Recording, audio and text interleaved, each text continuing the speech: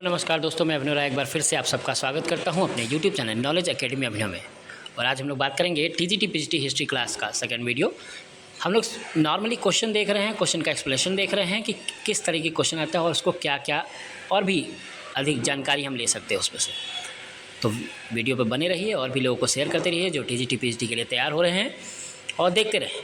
Okay, तो चलिए start करते हैं हम लोग। पहला, सिंधु घाटी सभ्यता की प्रमुख विशेषताएं। देखिए क्वेश्चन नॉर्मल है, एक्सप्लेनेशन के साथ है, और क्लास वाले जो एक्सप्लेनेशन है उससे टीजीटी पीजीटी में बहुत ज़्यादा क्वेश्चन आता है, इसलिए साथ साथ में हम लोग क्लास वाले हिस्ट्री जो है उसको पढ़ते हुए चल रहे हैं। तो सिंधु घाटी सभ्यता की विशेषता, प्रमुख विशेषता क्या है? तो सिंधु घाटी सभ्यता जो है 2500 से 1750 ईसा पूर्व एक प्राचीन भारतीय सभ्यता थी जो हड़प्पा और मोहनजोदाड़ो जैसे नगरों में विकसित हुई। इसकी प्रमुख विशेषताएँ थी। ठीक, तो क्या है? नगर नियोजन, टाउन प्लानिंग जैसे क्वेश्चन बनते हैं। तो टाउन प्लानिंग, इसमें पक्की ईंटों से बने घर, सुव्यवस्थित सड़कें और जल निकासी प्रणाली थी। अब यही सब क्वेश्चन ऑप्शंस में बन के आ जाते हैं और फिर उसमें से सेलेक्ट करना होता है। तो ये जब हम पूरा जानेंगे तो आसानी से हम लोग क्वेश्चन कर ले जाएंगे। ओके, नेक्स्ट है व्यापार और अर्थव्यवस्था। यह सभ्यता समुद्री व्यापार में उन्नत थी और मेसोपोटामिया, आज का इराक, से व्यापार करती थी। यही क्वेश्चन पूछा भी है इससे पहले कि कहाँ कहाँ व्यापार होता था। तो इराक यानी मेसोपोटामिया से व्यापार होता था। धार्मिक मान्यता क्या है? कि लोग मातृ देवी और पशुपति महादेव की पूजा करते थे। ओके, नेक्स्ट है लिपि का लेखन। इनकी अपनी लिपि थी, लेकिन इसे आज तक पढ़ा ना जा सका। इसकी लिपि है और लेखन जो है वो दाएं से बाएं की तरफ लिखी जाती थी। ये थोड़ा लिखा नहीं मैंने, ध्यान रखिएगा, दाएं से बाएं की तरफ लिखी जाती थी। कृषि और पशुपालन, गेहूं, जौ, कपास की खेती होती थी और बैल, भेड़, बकरी आदि पाले जाते थे। नेक्स्ट, 1857 की क्रांति का प्रमुख कारण और परिणाम। अब नेक्स्ट क्वेश्चन है 1857 की क्रांति का। ओके, ये मैं इसलिए टॉपिक वाइज कर रहा हूँ ताकि आप अच्छे से पढ़ पाए और क्वेश्चन क्या बनता है और किस तरीके से वहाँ से ऑप्शन निकालना है ये ध्यान में रखा जाए। ओके, तो क्रांति का परिणाम और कारण क्या था? कारण है पहला, राजनीतिक कारण। अंग्रेजों की हड़प नीति से कई भारतीय राजा असंतुष्ट थे। आर्थिक कारण ये था कि भारत भारी कर प्रणाली और भारतीय कारीगरों की बेरोजगारी से जनता परेशान हो गई थी। धार्मिक कारण ये है कि अंग्रेजों द्वारा भारतीय रीति रिवाजों में हस्तक्षेप किया जा रहा था। सैनिक कारण है चर्बी वाली कारतूसों की मुद्दा, जिसमें गाय और सुअर की चर्बी होने की बात कही गई थी। तो इस सब के क्वेश्चंस भी बनते हैं। याद रखिए, इसका पूरा वीडियो मैंने एक्सप्लेनेशन 1857 की क्रांति वाला मैंने पूरा बनाया है, वहाँ से आप पूरा वीडियो देख सकते हैं और साथ साथ में इस तरह के क्वेश्चंस भी आप देख सकते हैं। परिणाम ये हुआ कि यह क्रांति असफल रही, लेकिन इसमें भारतीय स्वतंत्रता संग्राम की नींव रखी गई। ईस्ट इंडिया कंपनी की जगह ब्रिटिश सरकार ने भारत का सीधा शासन शुरू कर दिया। भारतीयों में राष्ट्रीयता की भावना बढ़ गई।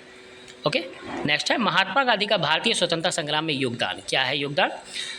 महात्मा गांधी ने भारत की आज़ादी के लिए अहिंसा और सत्याग्रह के माध्यम में संघर्ष किया। उनके प्रमुख आंदोलन है चंपारण का खेरा सत्याग्रह 1917, 1958, यानी चंपारण में 17, खेड़ा सत्याग्रह 1918। ठीक है, ये नॉर्मल वीडियो जो क्वेश्चन है वो मैं बता रहा हूँ। इसके साथ साथ इसके और भी वीडियो हैं जो आप चैनल पे जाके चैनल से वीडियो देख सकते हैं, हिस्ट्री के वीडियो। ओके, नेक्स्ट है असहयोग आंदोलन 1920 से लेकर 22 तक विदेशी वस्त्रों का बहिष्कार किया गया। ब्रिटिश शासन के खिलाफ आंदोलन की गई और 1922 में चौरी चौरा कांड की वजह से इसको बंद किया गया। नेक्स्ट है दांडी मार्च, नमक कानून का उल्लंघन कर अंग्रेजों के खिलाफ सत्याग्रह किया गया। और सीडीएम यानी सिविल डिसोबीडियंस मूवमेंट, सविनय अवज्ञा आंदोलन स्टार्ट किया। ओके, 1930 में, और उसे भी कुछ समय बाद पिट्स के अनुशंसा पे इनको भी समाप्त किया गया। 11 सूत्री कार्यक्रम गांधी जी का जो था उसमें 10 मान लिया गया और एक जो डोमिनियन स्टेट का दर्जा वाला कांड था उसके लिए वो राउंड टेबल कॉन्फ्रेंस भेजा गया, जो कि पूरा नहीं हुआ। नेक्स्ट, भारत छोड़ो आंदोलन 1942, अंग्रेजों की भारत से बाहर निकलने की अंतिम लड़ाई, जहाँ पे अंग्रेजों ने कह दिया कि हाँ हम आपका देश आज़ाद कर देंगे। नेक्स्ट है फ्रांसीसी क्रांति 1789 के प्रमुख कारण और परिणाम। राजनीतिक अन्याय, राजा लुई 16वें की निरंकुश नीतियाँ थी। आर्थिक संकट, कर प्रणाली में असमानता और खाद्य संकट हुआ। सामाजिक असमानता, समाज 3 वर्गों में बटा था जिसमें आम जनता को शोषित किया जाता था। याद रखिए टीजीटी पीजीटी, अब जरा ध्यान दें तो इसमें फॉरेन यानी जो स्पेशल कंडीशन है वर्ल्ड हिस्ट्री का, उससे क्वेश्चन बनना शुरू हो गया है। ओके, परिणाम ये हुआ कि राजतंत्र की समाप्ति और गणराज्य की स्थापना हो गई। स्वतंत्रता, समानता और बंधुत्व के विचार पर पूरे विश्व में फैल गया। गुप्त काल को स्वर्णकाल क्यों कहा जाता है? गुप्त वंश में जिसका समय है 319 से 550 ईस्वी के समय भारत ने सांस्कृतिक, वैज्ञानिक और आर्थिक प्रगति की, इसलिए इसे भारत का स्वर्ण युग कहा जाता है। विशेषता यह है कि राजनीतिक स्थिरता थी, गुप्त शासकों ने एक मजबूत प्रशासनिक प्रणाली बनाई, कला और साहित्य में भी आगे रहे। कालिदास अभिज्ञान शाकुंतलम, मेघदूत के प्रसिद्ध नाटक लिखे, अजंता एलोरा गुफाओं में मजबूत चित्रकला बनी, विज्ञान और गणित में भी आगे रहे। आर्यभट्ट ने शून्य और दशमलव पद्धति का विकास किया, ब्रह्ममीर ने खगोल शास्त्र में योगदान दिया। इस सभी की वजह से इसे स्वर्ण काल कहा जाता है। नेक्स्ट है धर्म और शिक्षा में भी नालंदा और तक्षशिला विश्वविद्यालय की स्थापना हुई। नालंदा विश्वविद्यालय भारत का, दुनिया का पहला विश्वविद्यालय तक्षशिला विश्वविद्यालय बना, ओके, जो कि पाकिस्तान में है। उसके बाद नालंदा विश्वविद्यालय बना। बौद्ध धर्म और हिंदू धर्म का पुनर्जागरण काल हुआ यहाँ पे, तो इसकी वजह से इसे कहते हैं। व्यापार में भी ये रेशम मार्ग के माध्यम से व्यापार होना शुरू हुआ, सोने चांदी के सिक्के का प्रचलन हुआ, यानी हर एक तरीके से यह डेवलपमेंट हुआ है। गुप्त काल में सांस्कृतिक, विज्ञान और कला का अद्भुत विकास हुआ, इसीलिए इसे भारत का स्वर्ण युग कहा जाता है। नेक्स्ट, अकबर का धार्मिक नीति क्या थी? अकबर 1556 से 1605 ने सर्वधर्म समभाव की नीति अपनाई, जिसे सुलह ए कुल कहा जाता है। याद रखिए, एक क्वेश्चन बन सकता है, सुलह ए कुल किससे स्थापना किया है? तो वह है अकबर ने। मुख्य बिंदु यह है कि राजपूतों से मित्रता की, राजपूतों से विवाह संबंध बनाया, उन्हें सेना और प्रशासन में उच्च पद दिए, जजिया कर समाप्त कर दिया, इबादत खाना की स्थापना की, जो सभी धर्मों के विद्वानों की चर्चा के लिए बुलाया जाता था ताकि सभी धर्मों को जान सके। दीन इलाही धर्म, सभी धर्मों की अच्छी बातों को मिलाकर एक नया धर्म बनाया जिसके नाम है दीन इलाही।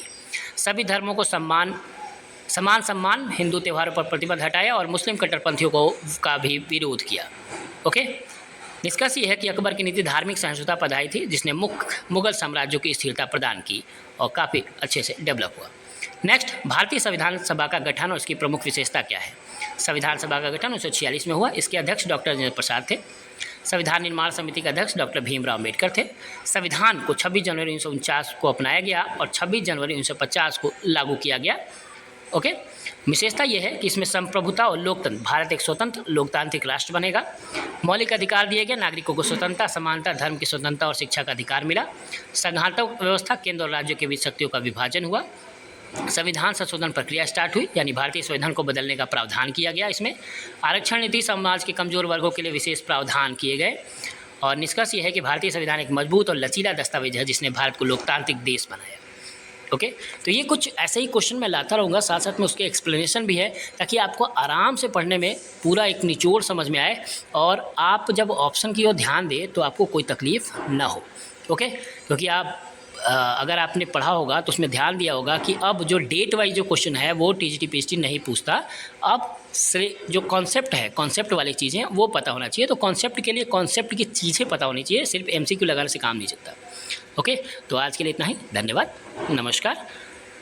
चैनल को लाइक कर लीजिए, वीडियो को लाइक कर लीजिए, शेयर कर दीजिए और भी लोगों को, और जो नए हैं चैनल को सब्सक्राइब कर लीजिए। तो आज के लिए इतना ही, धन्यवाद, नमस्कार।